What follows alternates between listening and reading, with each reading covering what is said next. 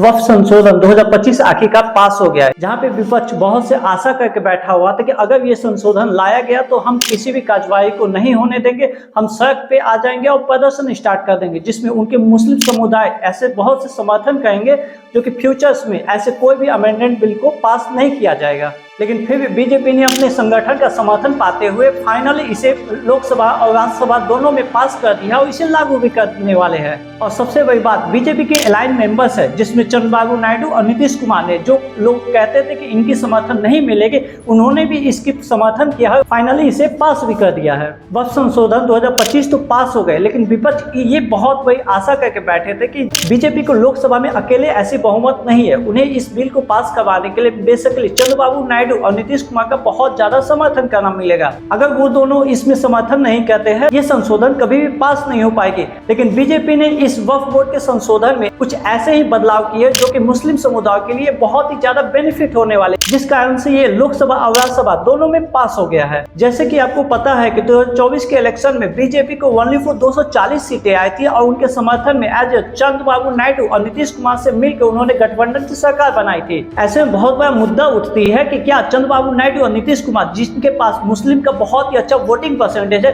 क्या वो इस मुस्लिम वक्फ संशोधन में क्या वो समर्थन देने वाले हैं? और इन्हीं सबको देखते हुए विपक्ष के जितने भी नेता थे इनके समर्थन में नहीं थे। हमेशा विपक्ष के नेता ये मानते हैं कि ये जो वक्फ संशोधन लाया गया है ये मुस्लिम के लिए ठीक नहीं है, लेकिन बीजेपी ने इसे पास करने के लिए चंद्रबाबू नायडू के सरकार में इस राज्य स्तर पे जांच करवाया एंड नीतीश कुमार के बिहार राज्य में इन्होंने इस राज्य स्तर पे जांच करवाया, जिस कारण से उन्हें ये पता चला कि इसमें कौन कौन से संशोधन सही है और कौन कौन से संशोधन गलत है, जिसका एक सही फैसला लेते हुए उन्होंने एक सही अमेंडेड बिल संशोधन के लिए लोकसभा और राज्यसभा में पास किया है। वक्फ बोर्ड में वैसे तो बहुत सारे संशोधन हुए, लेकिन ऐसे कुछ महत्वपूर्ण संशोधन है जो कि आपको जानना चाहिए। वक्फ बोर्ड का सबसे महत्वपूर्ण संशोधन, अभी तक जो वक्फ बोर्ड का सदस्य होते थे वो सिर्फ और सिर्फ मुस्लिम समुदाय होते थे, लेकिन अब उसमें संशोधन कर दिया गया है, उसके जो सदस्य होंगे वो मुस्लिम और गैर मुस्लिम दोनों टाइप के सदस्य होंगे। खासकर इसके सदस्यता में एक महिला मुस्लिम को भी प्राथमिकता दी गई है। पहले वक्फ बोर्ड अगर किसी जमीन पर हकनामा कर लेती थी तो उस जमीन पे आप कभी भी सुप्रीम कोर्ट या हाई कोर्ट में जाके क्लेम नहीं कर सकते थे, अब उसे हटा दिया गया है। अगर आपकी ऐसी कोई भी जमीन वक्फ बोर्ड में आती है तो आप 90 दिन के भीतर सुप्रीम कोर्ट या हाई कोर्ट पे जाके इसकी अपील कर सकते हैं। वक्फ बोर्ड में लास्ट 6 महीना का समय दिया गया है कि वक्फ बोर्ड के जितने भी प्रॉपर्टी है उन सभी के कागज ऑनलाइन पोर्टल पर डाला जाए। साथ ही साथ आने वाले दिनों में अगर वक्फ बोर्ड किसी जमीन पे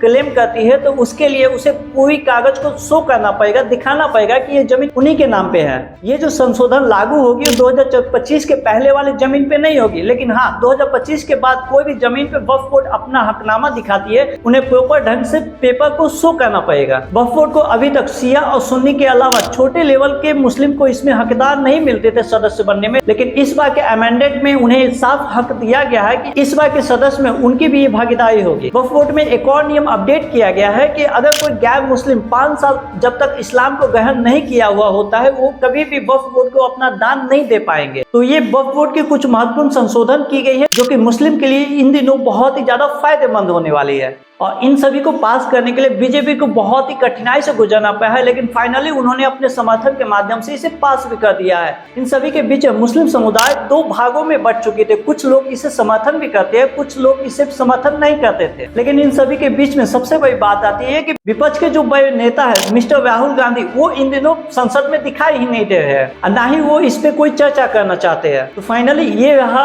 वक्फ बोर्ड की एक न्यू अमेंडेड कहानी, जो कि आने वाले दिनों में हो सकता है कि ये मुस्लिम के लिए बहुत ही फायदेमंद हो। आपको इस पे क्या लगता है कि वक्फ बोर्ड का संशोधन क्या बेहतर किया गया एज अ मुस्लिम समुदाय के लिए? आप हमें कमेंट में जरूर बताएं।